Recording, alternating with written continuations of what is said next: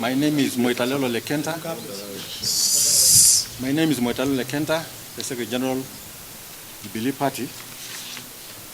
And my colleague is, maybe you can... The name is Frank Walukwe, Secretary General, PNU. Thank you very much. I think I'll go straight to the joint communique. We have got our party leaders here. We've got our presidential candidate and deputy party leader, Honorable Fred Matiang'i, Doctor.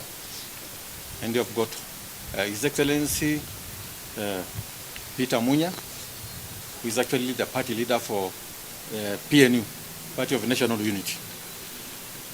So this is a joint communique between the national executive committees of both the Jubilee Party and PNU. Today, the national executive committees, next of the Jubilee Party and the Party of National Unity, PNU, met to deliberate on various matters of national importance affecting the common Mwananchi. It's important to note that both parties have at different times formed government and during those periods implemented transformative projects that significantly contributed to national development. And further, the parties have also previously worked together and share similar ideologies. Following extensive consultations, the parties have resolved as follows. One, concerned by the current state of affairs in the country, including the sick economy, growing despondency among young people, entrenched impunity, and the general erosion of the rule of law, the two parties commit to joining hands alongside other like-minded political transformation to reclaim and rebuild the country in the August 2027 general elections.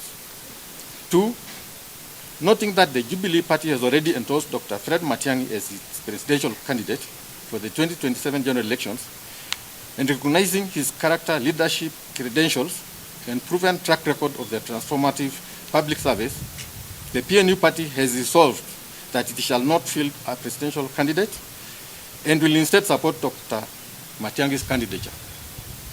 Three, further, the parties commit to working jointly with other like-minded parties within the opposition to develop a comprehensive working framework which will be formally adopted and signed at an appropriate time.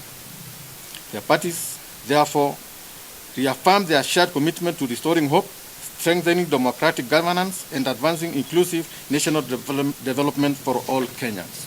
Thank you.